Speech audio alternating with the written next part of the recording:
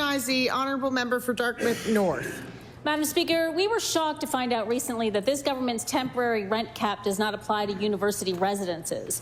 Students living at the Atlantic School of Theology residence are now facing a 25% increase to their rents. As one student explained, and I quote, "It feels like they're taking advantage of a loophole to exploit students," and I will table that.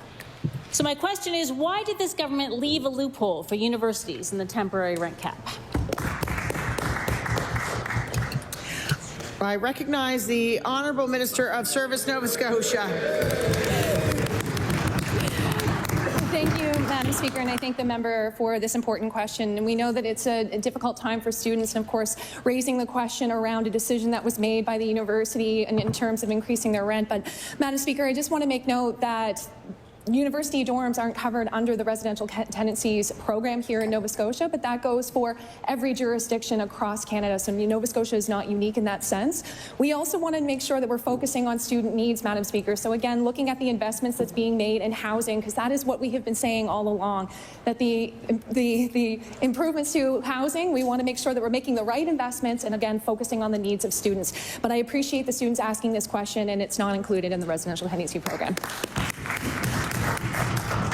I recognize the honourable member for Dartmouth North. Thank you, Madam Speaker. And that the minister's answer just reminds me to ask where the student housing strategy is. But I will change topics slightly. This isn't the only loophole that was left in the rent cap. We also have the fixed-term lease loophole.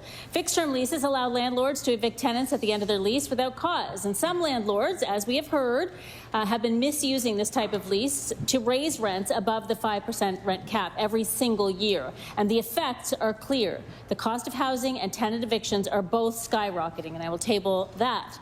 Why is this government refusing to end the ability to misuse fixed-term leases in Nova Scotia? I recognize the Honourable Minister of Service, Nova Scotia.